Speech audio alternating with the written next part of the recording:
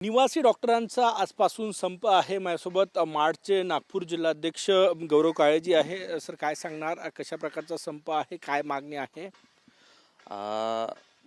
हा आजचा जो आम्ही संप पुकारलेला आहे, आजच्या घडीला हा प्रतिकात्मक संप आहे। आमचा मूळ मुद्दा हा आहे की BHMS डॉक्टरांना CCMP अर्थात clinical course in modern pharmacology हा 1 वर्षाचा ब्रिज कोर्स गव्हर्नमेंटने काढला होता 2014 मध्ये।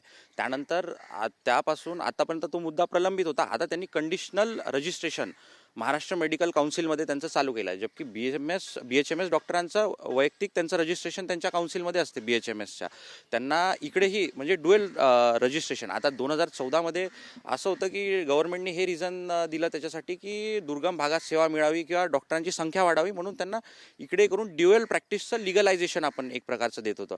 आता यांनी होईल कसं की एक स्टँडर्ड जो आहे ट्रीटमेंटचा, आता जो डॉक्टर ॲलोपॅथीची प्रॅक्टिस 4.5 वर्ष शिकून 1 वर्ष इंटर्नशिप करून करतो आहे आणि ऑब्वियसली आहे की जो 1 वर्ष ब्रिज कोर्स करून येतो आहे त्याच्यात स्टँडर्डचा फरक पडेल, क्वालिटीचा फरक पडेल केअरचा। आणि असं नाही म्हणत की ते डॉक्टर नाहीत किंवा त्यांचे क्लिनिकल स्किल त्यांचा अभ्यास BHMS मध्ये आहे, ते होमिओपॅथीमध्ये आहे। होमिओपॅथी एक जगविख्यात आहे, असं नाही की त्याला रिझल्ट नाही किंवा काय नाही। आज संपात नागपूर जिल्ह्यात किती डॉक्टर सहभागी होणार आहे आणि कुठले कुठले सेवा तुम्ही बंद ठेवणार आहे, कुठे सेवा देणार नाहीत, कुठे देणार आहात?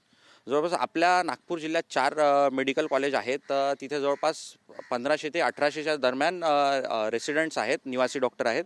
त्याच्यातले इलेक्टिव्हमधले जवळपास 1500 डॉक्टर आज संपावर असतील। आता याच्यात सेवा कोणत्याही विस्कळीत आम्ही होऊ देणार नाही। फक्त OPD जे 8 ते 2 लिगल टाईममध्ये OPD चालते त्याच्यात फक्त निवासी डॉक्टर न राहता तिथे आता कॉलेज प्रशासनाने अल्टरनेट व्यवस्था उपलब्ध केलेली आहे। तिथे सिनियर रेसिडेंट्स आणि लेक्चरर आज ते लोक तिथे OPD काढत आहेत आणि ते रोजही असतात, फक्त आज त्यांच्यावरती अतिरिक्त भार पडेल आज रेसिडेंट्स नसल्यामुळे। OPD ही बंद नाही, एमर्जन्सी बंद नाही। राहिला निवासी डॉक्टर ICU, ट्रॉमा सेंटर आणि जे कोणत्याही एमर्जन्सीज आहे, इवन मेडिसिन कॅज्युअल्टी, स्किनपासूनच्या कॅज्युअल्टीमध्ये सगळ्या कॅज्युअल्टीमध्ये रेसिडेंट्स प्रेझेंट आहे। इवन आज 8 वाजेपासूनही कॅज्युअल्टीला रेसिडेंट्स निवासी डॉक्टर बसून आहे।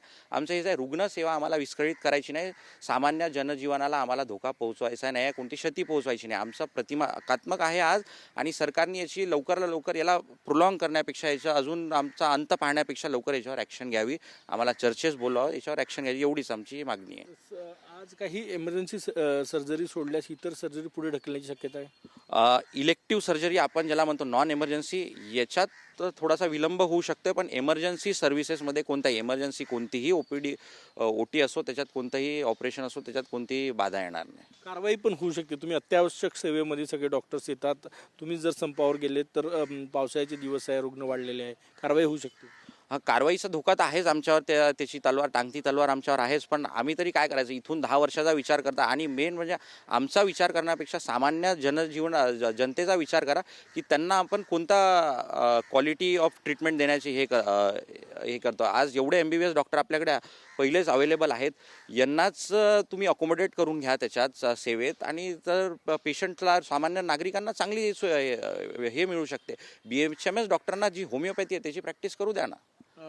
शेवटचा प्रश्न, पुढची काय भूमिका असणार आहे, कसं विरोध प्रदर्शन करणार ना? सरकारने तुमची मागणी मान्य नाही केली तर काय भूमिका? आम्ही डेमोक्रॅटिक वेनीच शेवटपर्यंत प्रोटेस्ट करणार आहे।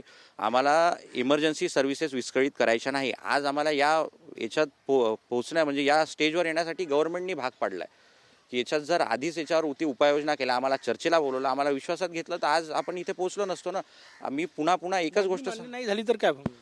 तर समोर हा प्रोटेस्ट अजून लांबेल, कदाचित आम्हाला असा एक पॉईंट येईल की एमर्जन्सी सर्व्हिसेस सुद्धा विड्रॉ करावं लागेल, पण आजच्या घडीला आम्ही एमर्जन्सी सर्व्हिसेस विड्रॉ करत नाही आहे। एमर्जन्सी सगळ्या सुरू आहे। खूप खूप धन्यवाद। कॅमेरामॅन सचिन सायामसह गजानन उमाटे, TV9 मराठी, नागपूर।